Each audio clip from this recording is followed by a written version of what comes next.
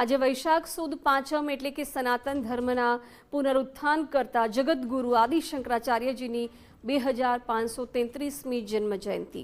આ પવિત્ર અવસરે દ્વારકા નગરીમાં ભક્તિસભર માહોલ વચ્ચે ભવ્ય ઉજવણી કરવામાં આવી રહી છે।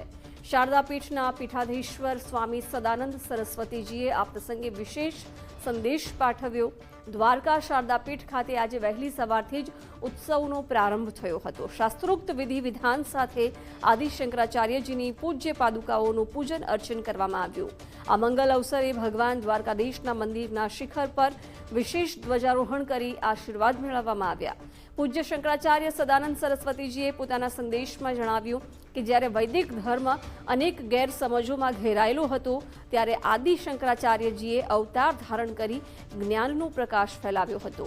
માત્ર 8 વર્ષની ઉંમરે વેદોનું જ્ઞાન મેળવી તેમણે સમગ્ર ભારત વર્ષમાં પદયાત્રા કરી અદ્વૈત વેદાંતનો પ્રચાર કર્યો।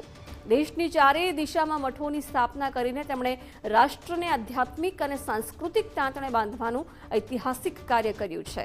આજના દિવસે સમસ્ત સનાતન ધર્મીઓ આદિ ગુરુના ચરણોમાં વંદન કરી ધન્યતા અનુભવી રહ્યા છે।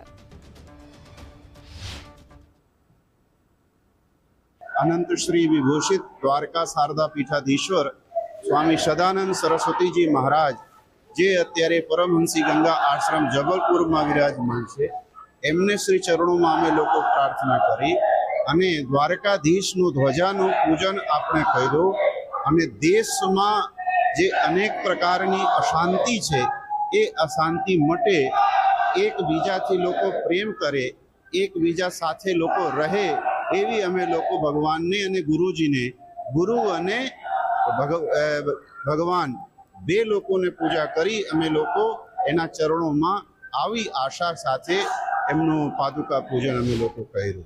मैं प्रजा का राजा हूँ और आचार्य धर्म का उपदेश देते हैं, वो धर्म के राजा हैं। तब से यह परंपरा चली आ रही है।